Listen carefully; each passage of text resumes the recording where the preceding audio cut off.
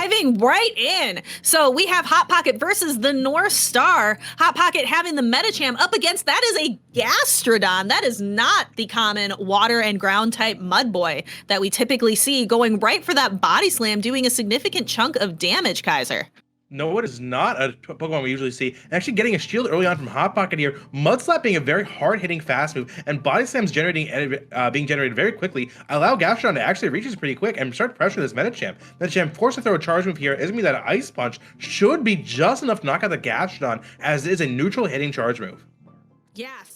So there we see the shield go up on the side of Hot Pocket. We see the Ice Punch thrown there, is shielded. Venusaur has one shield left.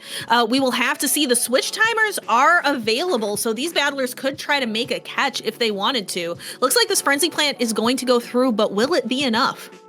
I think it will be enough. Frenzy Plant from Shadow Venusaur does so much damage, and it absolutely OKOs. And now the ground water type versus the grass type here. The writing is on the wall for North Star here. With this Pokemon will not be able to survive a quad super effective move here. Frenzy Plant has so much damage already, and boom goes a Dynamite. Gastrodon faints to the Shadow Venusaur. Going into game 3 here, though, we have the Galarian Stunfisk versus the Noctowl. This is not a good lead for Arrow here. However, Noctowl, with the correct IV breakpoints, shout out to Swag Tips, can also win this matchup here. So we will have to see what the IVs on this Noctowl are, how its stats are built out. We see it go right away for the Shadow Ball. Wing Attack really helping out this Noctowl. Shadow Ball knocking the Galarian Stunfisk almost down to half health. Protect shields here. Yeah, but the problem is Sableye can't fast move down this Dunsparce. So we see a swap into the Noctowl. Sableye can fast move down the Noctowl. Noctowl got a little bit of damage there. Here comes the Dunsparce back. We see a swap into the Galarian Stunfisk. Almost at 2 Rock Slides here, Kaiser. This G-Fisk has really gained a lot of energy here. Dunsparce, though, also in it, and now Swampert knows it wants to take it out here. Now, Trevenant in the back here will be able to no-shield this one and possibly come out with energy here. But that Sableye that Swampert has loaded has so much in the tank. It's going to be difficult for Arrow to overcome it. It will be very difficult. We see Arrow kind of maybe waiting to tap. The Shadow Claw goes. We have 2 foul plays locked and loaded from this Sableye, having gained energy from that Noctowl, being able to Shadow Claw it down. There's the first foul play, and Arrow kind of conceding the match there, recognizing defeat. Very, very good lead from Martine. Able to have perfectly called all these leads here. Now the A9 coming in and not showing off the Charizard, instead going in Swampert here. Now this is pretty tough. Usually Alolan Ninetales has this matchup pretty well, but if Swampert's able to have an energy advantage, he does. Swampert is in fact in favor. Yeah, so there, Swampert with an energy advantage can take out quite a bit. Look at how much that neutral Hydro Cannon did to Alolan Ninetales. That is so much damage. And this Ice-type Weather Ball, also neutral damage, but not going to be enough to take out the Swampert. And Swampert already has another move. Elite decides to preserve the Alolan Ninetales, maybe gonna try to fast move it down, maybe throw a charge move of its own. Alolan Ninetales has so much energy and is able to KO the Swampert and have a Dazzling Gleam packed and ready to go for whatever comes in. Elite can't switch out, has to throw a move, opts for the Weather Ball. Will they be able to get to 2 Weather Balls before the Shadow Claw comes through? With Charizard having so much energy here, even with shields down, I don't think this Blast Run's gonna be enough to knock out, and even so, Medicham should be able to outbulk it later on. And now, yeah, the Umbreon able to reach a foul play here, allowing Charizard to get so low that Medicham might be even able to counter it down with that resisted fast move. Yeah, so that is so much damage from a foul play on an Umbreon, just showing the low defense of this Charizard. We are about to see, though, a shadow boosted Blast Bird onto this Medicham. That's a ton of damage, but Medicham able to 1-2 punch. Yeah, so we actually see an immediate swap. We go into the Umbreon and the Shadow Walrein.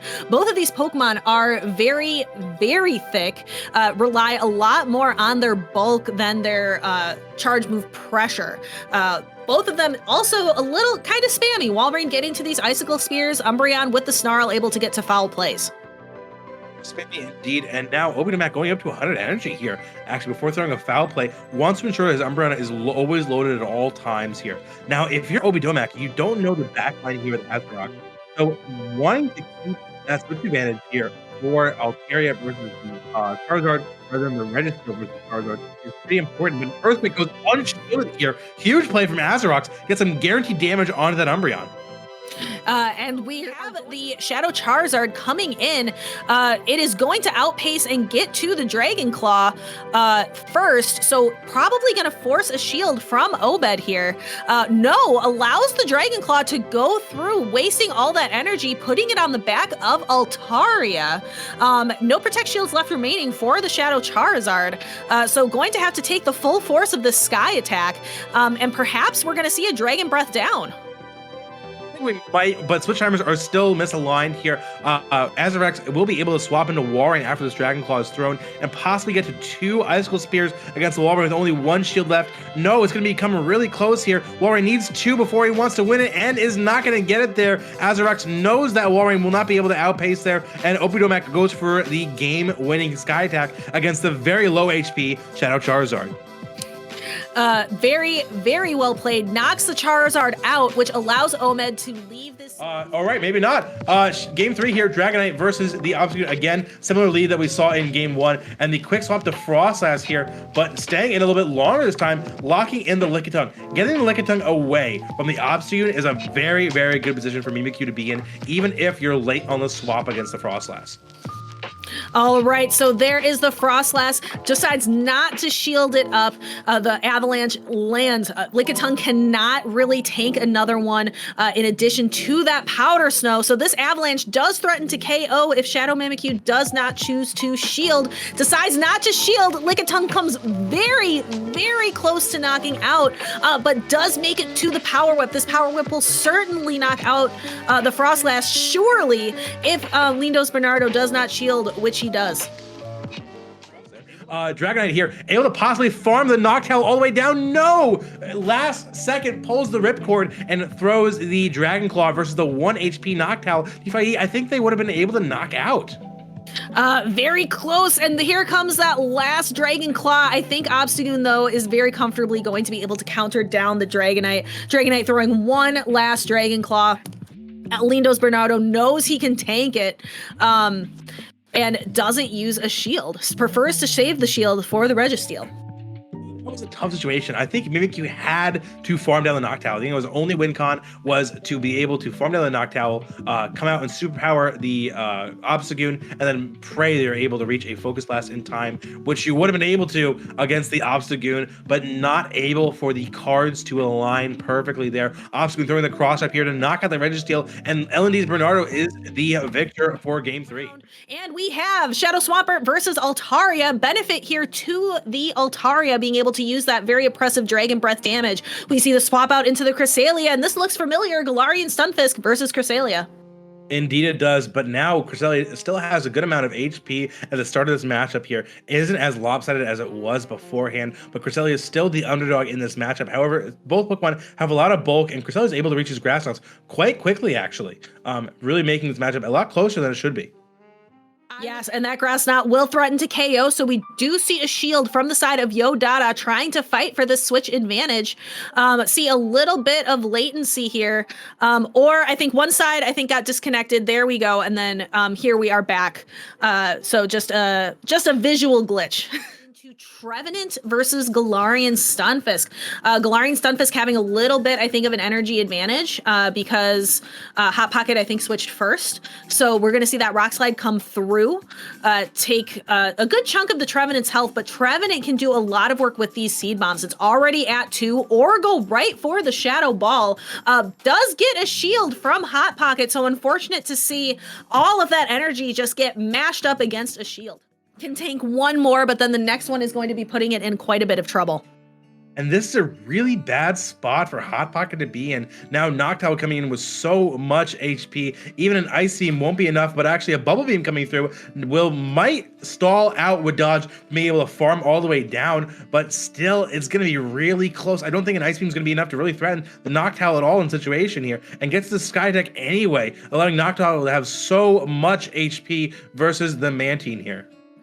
Right, there is the Sky Attack knocking the Mantine out. So then we have that Umbreon who is at such low health. So the Noctowl being in a really good position here to Sky Attack the Umbreon. Umbreon going to be throwing the Spell Play, and I think this battle's all but over, Kaiser. I agree. This is really unfortunate for Hot Pocket here, with Dodge coming in with the W and throwing the Shadow Ball to really knock out this Dark-type Pokemon is really, really impressive here. Will just barely knock out the Umbreon and secure the 2-1 W for Dodge. Dragonite, this is going to be neutral damage on the Zap Cannon, but should be more than enough to knock out the Dragonite, so forces Shadow Mimikyu to burn a shield. That last second shield might actually prove to be Shadow Mimikyu's game-winning strategy here. Goes with the Super Power in this situation here versus Azerox here. Azerox might think it's just a Dragon Claw for a bait, and he does. Super Power comes through, knocks out the Registeel Shield, and gives Shadow Mimikyu back switch. A Charge Move priority event? It was a Charge Move priority event, DeFi. Dragonite does win that tie here, and now Medicham is poised to possibly counter down the Swampert just in time before it's able to reach a move, and it is allowed Medicham to be up a shield, up energy versus Noctowl, but Noctowl already has a Sky Attack bank. However, one Ice Punch will do enough. Medicham can survive a Sky Attack at this point in time. Shadow Mimikyu has put themselves in a perfect position here to win this game. So there is the Ice Punch. Doesn't fire it right away, allows Medicham to get hit by this Shadow Ball. Dangerous play when Medicham has the Ice Punch ready. And here we see it being fired now.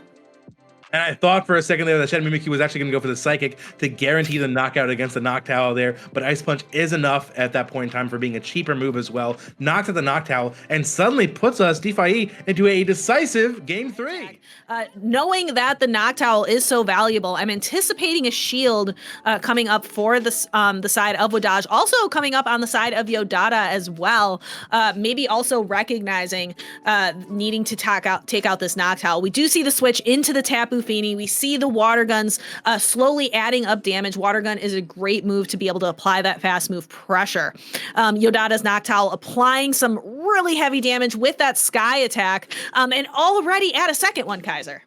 And wow, Tapu Fini not able to really put a lot of pressure on with these Water Guns here. Might be able to farm down in time, but it's going to be really close. And now the Trevenant swap into the Tapu Fini will be able to reach a Moonblast in time. It will, right before Trevenant's able to reach a Seed Bomb.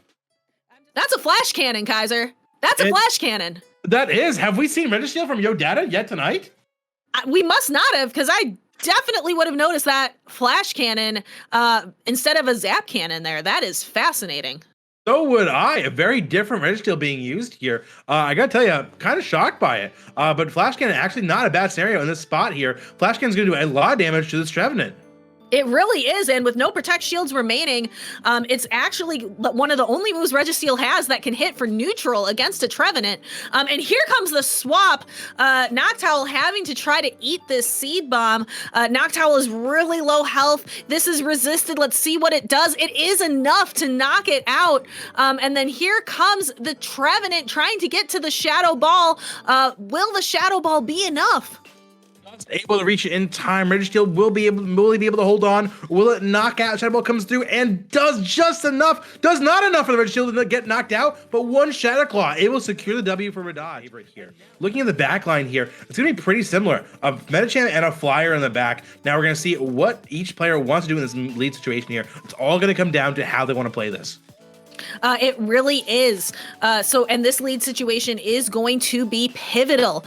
Taking a look at those backlines, both players share that Medicham, and then both players, I believe, have a Flyer in the back as well. I'm going to have to take another peek at the backline. But we see an Altaria and a Noctowl in the back as well. So really going to be interested to see how those align. The Glaring Stuff is throwing another Rock Slide here against the Noctowl. We'll need one more to knock it out, but it's going to be interesting here. Do you want to soft lose one of these matchups here, or do you just want to play it out? And we have the Shadow Ball, no shield from Wadaj. The Shadow Ball is going to do a significant amount of damage, almost knock out the Galarian Stunfisk. Galarian Stunfisk opting to use a Rock Slide. Is someone going to shield? Doesn't look like it. I think Yodata, yep, is perfectly content taking a switch advantage or taking energy advantage here on either Altaria. He could actually come in Altaria here, farming all the way down and have energy for the backline here. Very interested to see, and I think that is exactly what is going to happen. Altaria is going to be coming in with Dragon Breath damage. Altaria can handle one Rock Slide, no problem. Rock Slide coming through here will do a pretty good chunk to Altaria here. Coming in Medicham would have negated that damage from either coming out, but now Noctowl versus a half-health Altaria. Altaria does have a good amount of energy already loaded, and the Dragon Breath is always doing a good amount of faster damage as well.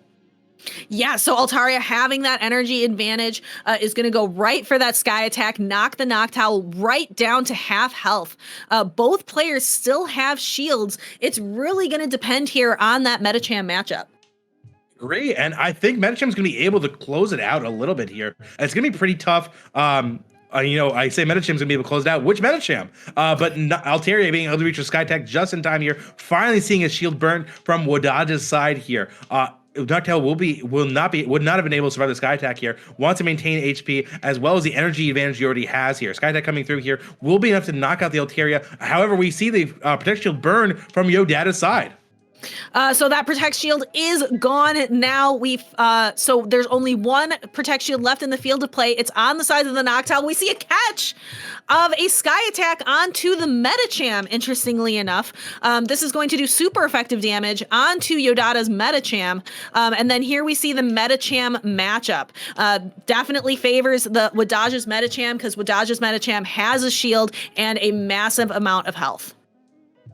That shield advantage is massive, as well as that HP advantage here. The Psychic comes through on Wadaj's Medicham here, brings it to around half HP. That defense fall now allows Wadaj to possibly not BM like he wanted to here, but Psychic coming through will be enough to knock out that Medicham at this point in time here. A little bit of technical arrows on the right side, don't worry about it. Medicham throwing the Psychic now into the other Medicham, knocks it out, and has extra energy for that Altaria in the back, has the Ice Punch right ready for it, and Wadaj able to clinch out the decisive Game 3. Congratulations to Wadaj getting that Game 3. So we will be able to see a little bit of latency, I think a little bit of stream delay there, but there is the Ice Punch knocking out the Altaria. Wadaj takes the win. Yep, and thank you so much, Kaiser, as well. I really want to shout out Need for Speedy, our TO. We cannot do these tournaments without the really hard work of our tournament organizers. So Need for Speedy, thank you so much. And thank you to Nightwing for running production for us tonight, as well as everyone else working behind the scenes. Thank you so, so much. Guys, thank you so much, especially Twitch chat. You guys have been wonderful tonight. We're going to raid into Evan, who was one of our competitors for this this stream tonight. Evan777713. Really good stuff. Guys, thank you so much for joining us this evening. DeFi, anything else you'd like to say to the people? Again, just thank you all so much for being here. I'm DeFi250. You can find me DPHIE250 on all kinds of platforms: Twitch, Twitter, Instagram, all of that good stuff. YouTube. How about you, Kaiser? Where can the people look to find more of you? Well, now that you ask, you can find me on Twitter at twitter.com/KaiserTenor, as well as twitch.tv/KaiserTenor. I really enjoy getting back into streaming after New Year's. Really good stuff. Mark my words.